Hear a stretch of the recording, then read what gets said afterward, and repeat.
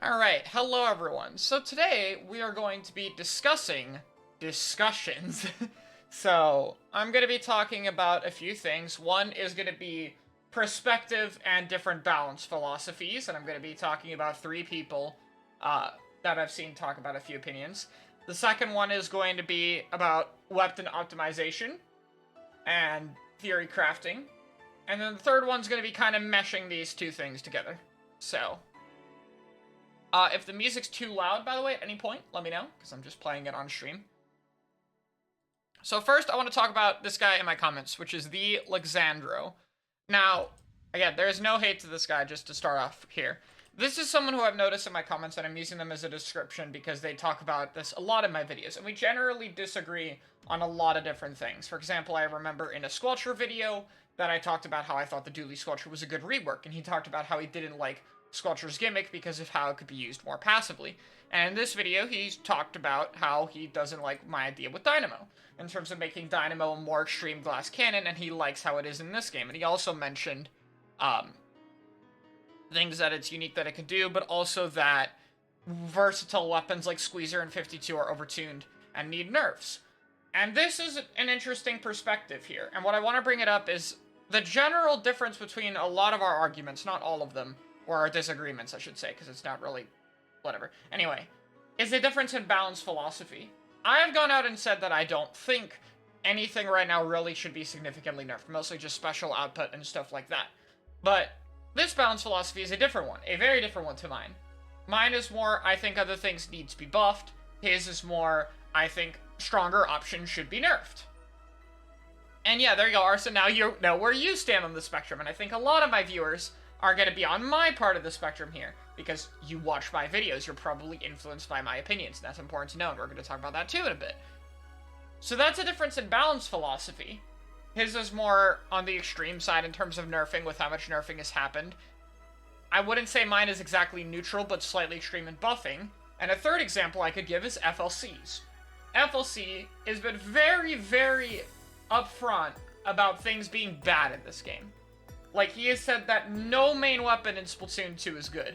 That is the even more extreme end. That is, things need to be changed to be made stronger in the main weapon power, because these things are just shit. Like he said, Luga is the worst main weapon in the game, for example. Or he said that range blaster just feels shit with a lack of jumping. Like, it feels unplayable. Well, I think range is still playable, but just needs stuff to happen. So that's three different balance philosophies I want to highlight because it's the same type of point. It's the meta is too extreme, it needs to be toned down.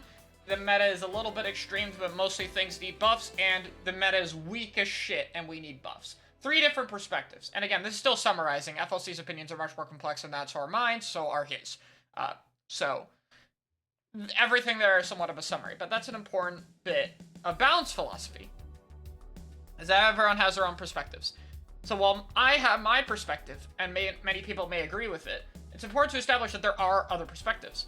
And while we disagree, I think it's still important for us to learn from each other. There have been a few comments from that, fuck dude, I'm forgetting the names, from the Xandro guy that I've actually agreed with. Sometimes we do agree on something, or sometimes he's made me think about something differently. Not all the time has it made me change my opinion, but it lets me assess why I think a certain way. And so I think comments like that, even though oftentimes I don't agree, can help me have better opinions. For example, he talked about the Dooley Squelcher rework at one point. I believe it was along the lines of he didn't like how free the mobility was and how it could be played passively. But rather than giving me the opinion of, yeah, that's a fair point, Squelcher mobility is stupid, it got me a idea that, oh wow, Nintendo's actually done a smarter job balancing Squelcher than I like. Because I think passive Squelcher play like that is really shit, and I'll get into more of that in a bit, because that's another topic. But the reason I think passive Squelcher play is shit, even though it has solid paint and solid painting range, is it is very ink hungry, it has no pokeable bomb, and it doesn't outdo its competition. K-Shot can paint shorter range, but it has a suction and faster missile output. V-Jet has faster missile output, more painting range, and still a good amount of mobility. So, that perspective, along with Nintendo's patches, is what happened, because Squelcher, originally when CDS came out, was actually used for paint spam. Right when CDS came out, it was 190 rain, Squelcher's main gun was 20% more ink efficient, I believe, and the rolls were, of course, more ink efficient. And people absolutely did play it with main saver charge up and special spam. That was a thing. However, because Nintendo's now made it higher points for special, higher ink efficiency, etc., that play style is no longer optimal. So instead, what I learned from going over that comment and thinking about it is I think Nintendo did a smarter job of balancing Squelcher than I mentioned in the video, and I should have said stuff about like how the ink efficiency was changed, and that could have communicated my point better. But that brings up to my next topic here. Perspective. So I've seen a lot of people talking about quad shooter and the current meta, and usually they fall into one of two camps. Either quad shooter's not that bad, get over it, or quad shooter's incredibly impressive and I hate it.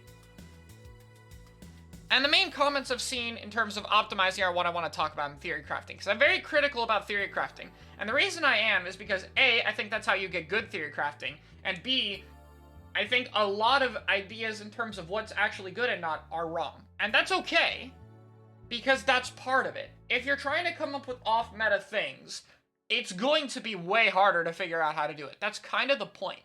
And as someone who has pushed off-meta stuff, like K-Rapid probably being the most notable example, I think it takes a lot more work than people are saying. I've seen some people say, in my experience, I don't struggle against quad shooter, so I want to talk about why it's not that bad. And what I want to say to that is, okay, what's your experience? Because quad shooter especially, the reason this meta matters so much for that, and as I talked about in this tweet, is quad shooter is one of the most versatile meta comps we have ever had. A lot of comps in the meta have had somewhat of a linear playstyle and traits. Quad shooter is incredibly versatile. The amount of ways, the amount of variations that exist with quad shooter, whether it's completely long-rangeless, whether you have a squeezer in the long-range position, jet, squeezer and jet, whether you're playing double missile, double armor, whether you're playing around bomb or Shibuya, whether you're playing it really aggressively, whether you're playing it supportively. The amount of ways you could play quad shooter is insane. So when someone says their experience with it, I question that. And the reason I do is because I have top-level experience. That's generally seen as more valuable, and I would argue that it is in a lot of places. And I've also analyzed Top JP. I have played against Top JP. I've played against Top Western. I have an insane amount of experience both analyzing and playing against quad shooter. And what I've found is even at the top level, most people don't play it well or play it linearly and don't adapt. They don't change their playstyle if they get countered. If that's happening at the highest level of the Western scene, and even a little bit in Japan, what's happening at different levels? Is quad shooter playing even worse there? Probably. Because the game isn't as optimized the lower down you go. That's just a factor of the game. So especially when you look at a comp that is as versatile a thing as it is, it's like, okay, is what you're doing countering quad shooter and quad shooter not so bad? Or are you punishing players who are playing wrong? Or are the other players you're fighting not adaptable? And I'm not saying this to undermine anything, but it's important to note. When I started playing Tensor Rapid, I did really well before it became more of a meta thing. But originally, I was doing good because people had no fucking idea how this weapon played. Okay? I would get away with stupid, aggressive plays that I cannot do nowadays. I can pull up one of them as an example, just to kind of show off. Actually, I might not. There's a quad kill I got against, like, the Mize and Ice, for example, where it was a 1v4, but I went in with the Torp combo, comboed 2 people out, and then was able to fight the other 2 at a distance. And Rapids at the time never did those things. Never. However, what I did wasn't good. I believe somebody even in the clip says it, like, no one expects people to do stupid shit like that. Because, again, what I did wasn't me playing optimally at the time. I was abusing people's lack of matchup experience against my weapon. They didn't know how to deal with K-Rapid. And eventually, as the metas progressed, K-Rapid became more popular. A lot of people played it, and I played it for over 2 years. People nowadays are way better at knowing how to deal with K-Rapid, and it started to fall off. When you play off-meta picks, it's important to note that you may be getting away with stuff because your opponents aren't playing around you. They don't have a matchup experience, they aren't thinking about dealing with you because you're not playing a meta. There's a bunch of different reasons. It is not as simple as saying, this works for me, therefore this is not as bad, look what's happening when I play. There is a bunch of factors to consider. Even today, when I come up with my opinions, I don't just consider my experience alone. And again, I've played against top JP and West. I still look over what's happening in FT1 versus Starburst, what's happening when Starburst plays top JP, what's happening in Zones Area Cup, what's winning, what's doing well, what's being picked. Most of my opinions are from analyzing top-level sets I don't even play in, let alone my own experience. And that's how I come to those conclusions. And yes, those conclusions can still be wrong or biased. What I'm trying to say is, when I come up with something and I try to bring something into the meta, it is a lot of work. Me playing K-Rapid to K-Rapid getting popular took months and multiple patches before people really started considering it. And that didn't mean I was right about K-Rapid 100%. I was right in a lot of ways. It was a good meta counter, but part of that was influenced by balance patches. You didn't see me reply? What did you say?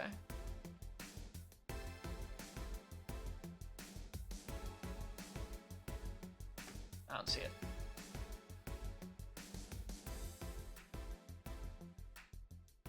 Unless if this, oh, this is you. I don't agree with that. I think theory crafting is still very important. There's no script for this one. This is off my mind.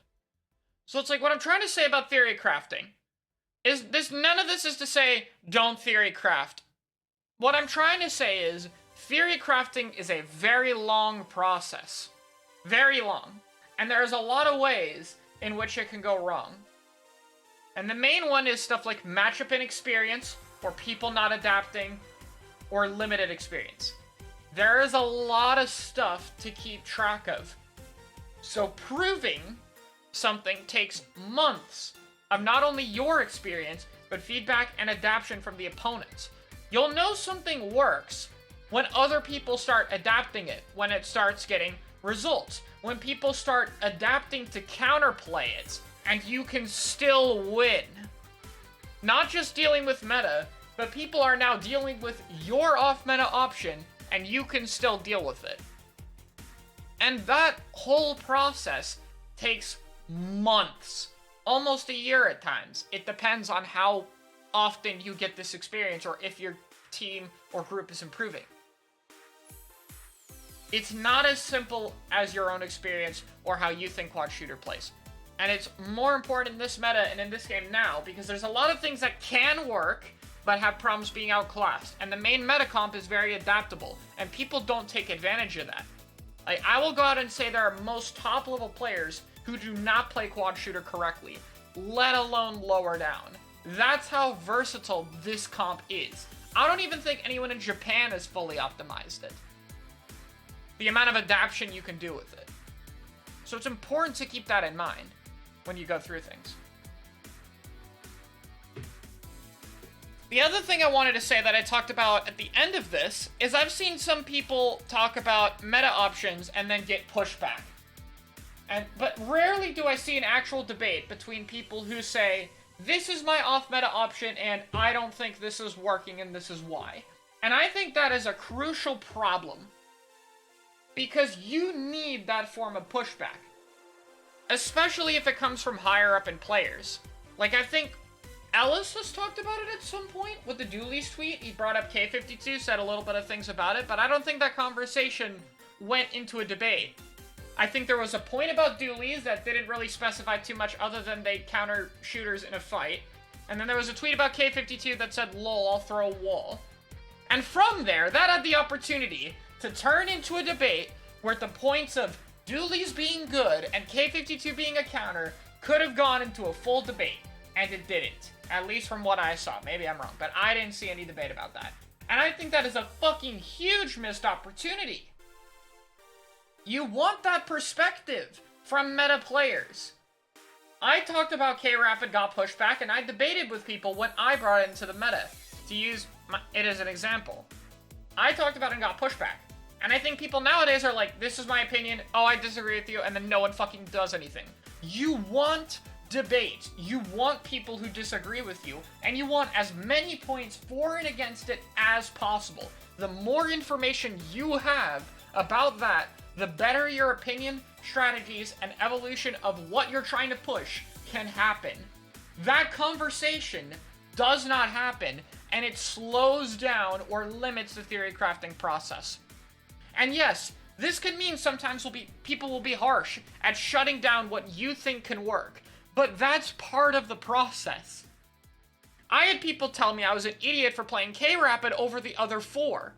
Some of those people I had a legitimate discussion with, and it made me debate, okay, how do I need to play K-Rapid to get value or to prove its worth over these options? And some of them are pointless ones I can ignore. Or it's gonna hurt? Yeah, it can. And some people are gonna debate and not help you at all. Some people are just gonna say, this is dog shit, fuck off. But other people will say, this is not gonna work, and this is why. And that's the kind of people you need to talk with.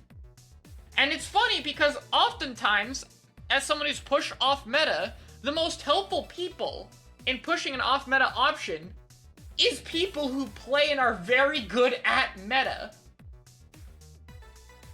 Like, talking to, I guess, FT Windows quad shooter, if you were to ask, like, Kyo about how quad shooter works and about how your off-meta option would work, you would probably get incredibly helpful feedback.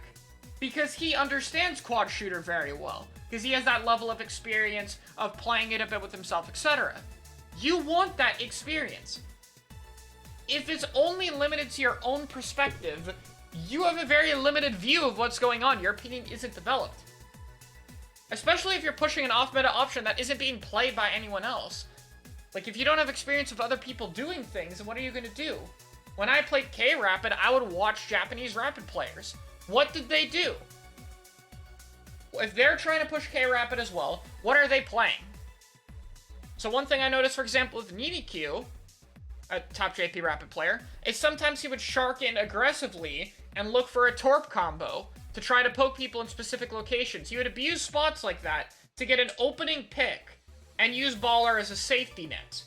So he would use it to try to shut down a fight before it starts. And normally with Rapid, I played very poke heavy with it. I like to poke with Torp stuff, but I didn't shark at all. And I started implementing that. Okay, why don't I try to catch people off guard because they don't know about this? And then again, even when I implemented that, I now have to take in adaption. Like, okay, people are going to get used to be Torp comboing them on Reef Snipe. And they're going to be like, okay, they have a K-Rapid, I can't stand here as easily, I have to stand further back. And now that play is no longer getting kills, but maybe it's still valuable because of how they're playing differently. And what can I do now? And that goes on and on and on and on.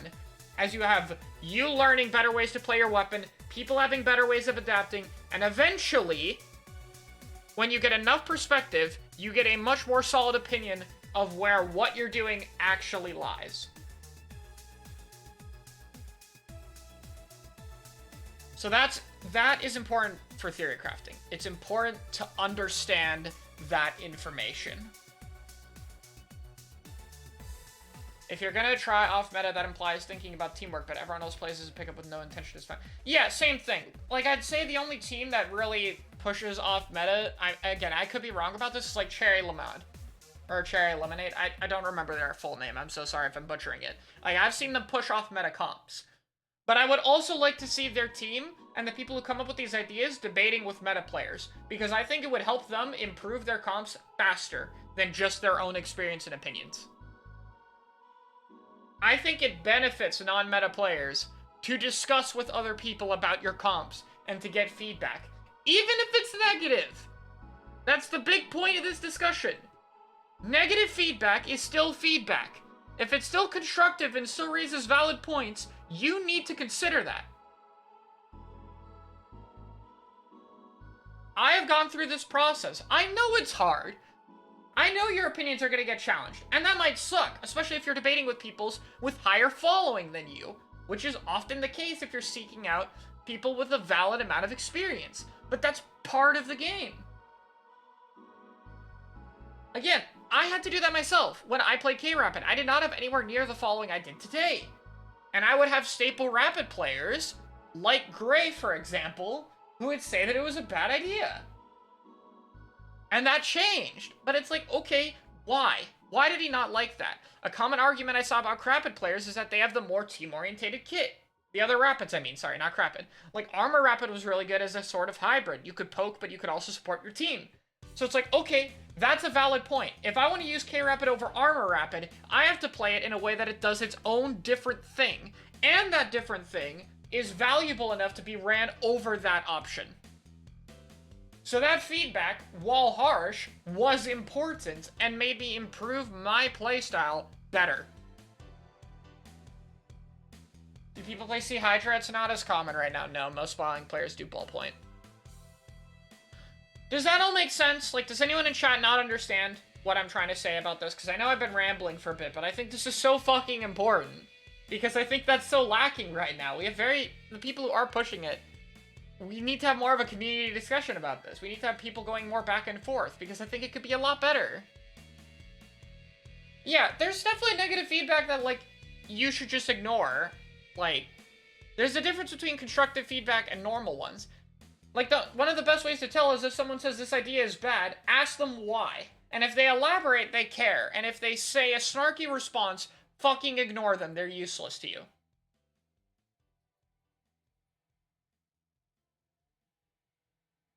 So it's like, you need negative feedback. You can't improve without it.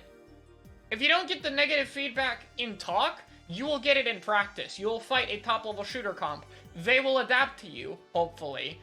And then you're gonna be like, oh shit. I haven't faced this before. Yeah, like Dynamo, I've seen that a lot. I've seen a lot of the Dynamo community debate if it should be played more aggressively. And I have my own opinions on that are different from what I've seen most of them say. And that comes from my difference in experience. And also what I've talked about with other players. So it's important to go through that. And I like that people are experimenting with more aggressive Dynamo. But I hope people don't also jump to the conclusion of, yeah, I think it's better.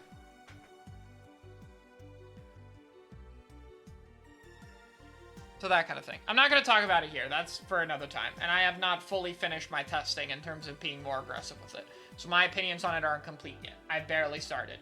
So I need more time anyway. But so far my opinions are different than most. But I still need to follow up with that. Okay. So what I'm trying to say here, in terms of this whole discussion, is everyone, like, to tie these two things together, the last thing I want to talk about is it's important to remember that people come from different experiences. They have different perspectives, whether it be the guy in my YouTube comments with his POV, or my experience, or a mid-level player, or someone who likes meta, or someone who doesn't like meta and wants to play off meta. Everyone has different experiences. And all of it is valuable. That discussion between people who don't agree with each other is important. That's how you get better and more refined opinions. And to cement that point, while it doesn't happen often, and I don't have a specific example of this, I myself have disagreed with myself in takes from previous, like from months or years ago. Your own opinions, as you are willing to shape them, should change. If your opinions are the same over years and years, you have not developed them. No, you're not your worst enemy. This is good. If you have an opinion and your opinion evolves because you look at other people or your perspective change, that means it evolves. I think this quote is from CGP Grey, but opinions are like a box. Like, you carry them in a box, basically. They're like little things you put in it.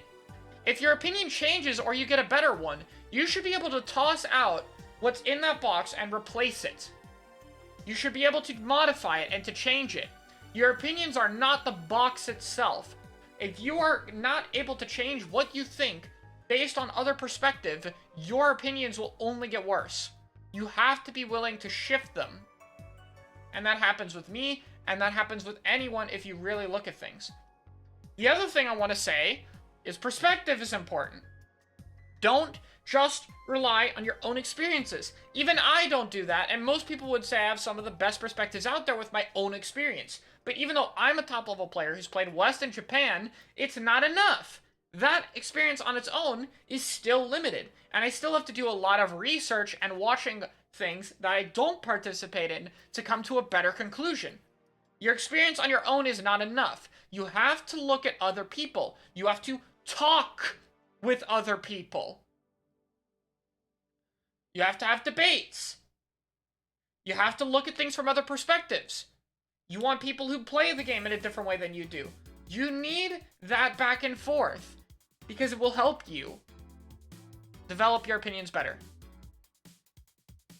And this whole discussion here as a final note is why I love debates and why I love discussing things in this community. I love getting my opinions out there because I get to hear a bunch of different perspectives and I get to develop my own opinions. I get to talk about it with other people. Even if they don't agree with me, I end up learning more from hearing other people's perspective. And so do they from hearing mine, whether they know it or not. That debate and back and forth is an inherently helpful thing, and an inherently healthy thing if you take it that way.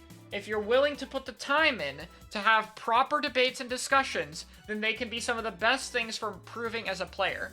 My discussions and my competitive content are not as separate as people think they are. Me talking about things versus me playing. They both have to do with how the game state is and how things progress.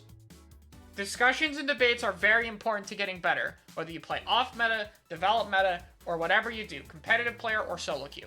It is very, very important. So, that's my discussion, and that's all I wanted to say in terms of improvement. So, that'll wrap it up, and yeah, I'll put on the second channel so people can continue to give their thoughts and debate in the comments. And I'll take questions from Twitch now.